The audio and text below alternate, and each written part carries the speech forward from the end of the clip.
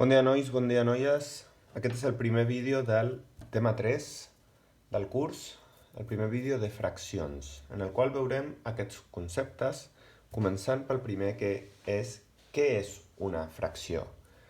Una fracció és, doncs, aquesta cosa que en mates apuntem amb un nombre A i un nombre B, una sobre de l'altra, on l'A seria el numerador i el B seria el denominador.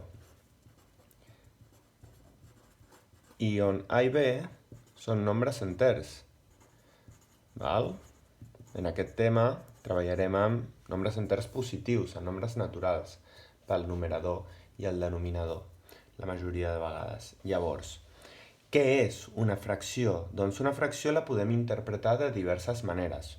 D'una banda, la podem interpretar la fracció com la divisió del numerador entre el denominador. D'acord? Una fracció la podem interpretar com una divisió.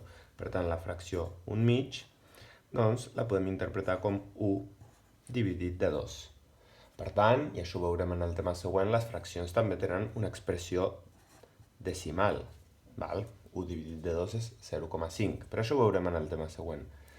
També podem interpretar una fracció com una unitat o un conjunt d'unitats que estan dividides un nombre B de vegades i en les quals doncs, agafem o seleccionem o donem importància a A parts d'aquesta. Què vull dir? Doncs si tenim la fracció 3/4, vol dir que A, una unitat, com podria ser aquesta circumferència, la dividim en 4 parts i d'aquestes 4 parts, doncs, seleccionem 3. Les fraccions les farem servir, doncs, quan parlem, per exemple, de percentatges, de repartiments, etc. I les fraccions les podem classificar en 3 grups: fraccions pròpies, fraccions impròpies i fraccions unitàries.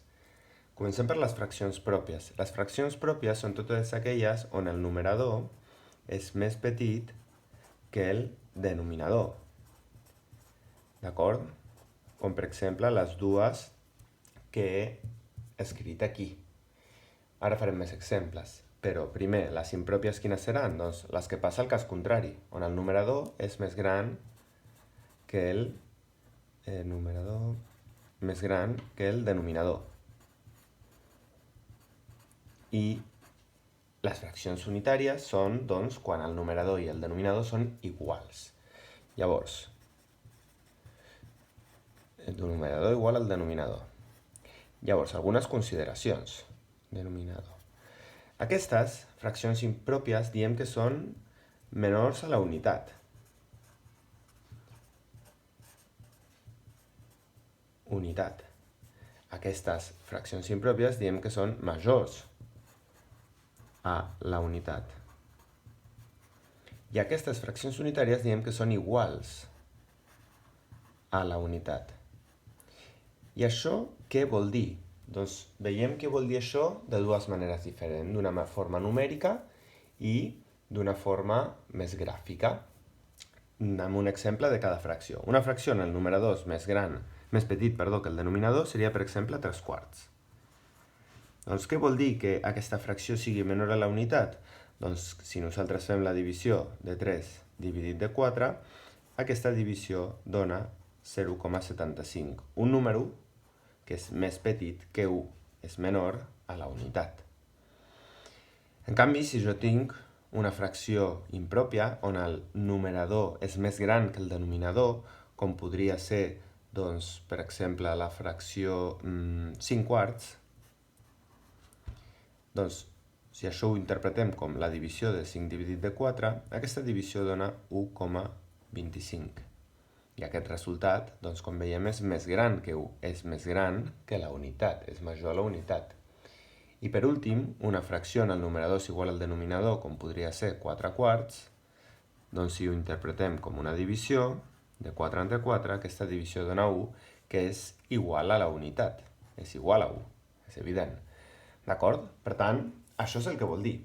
I de forma gràfica, com per exemple aquí, què voldria dir?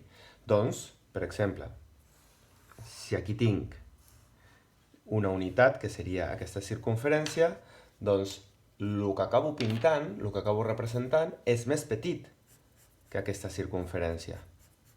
Com us faig a classe, parlant en pizzas, en una fracció pròpia, si la fracció pròpia representa el que he menjat de pizza, és una fracció que representa que he menjat menys d'una pizza. Anem amb la unitària, que serà més fàcil d'entendre. La unitària, un altre cop, si parlem de pizza, representa que sempre que tinguem una fracció unitària, doncs pintarem tota la unitat que estem representant. En aquest cas, tota la circunferència.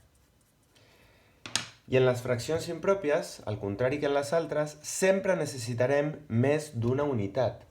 Si jo tinc una fracció impròpia i estic parlant de pizzas i ho vull representar, doncs com a mínim necessitaré 2 pizzas, com és aquest cas, on per representar 5 quarts de pizza no en tinc prou amb una, ja que amb una només tinc 4 quarts, per tant necessito una segona unitat, també dividida en 4, per poder pintar el 5è quart. Val? I això vol dir que sigui major la unitat. Necessito més d'una unitat per representar-les. I això és tot el contingut d'aquest primer vídeo.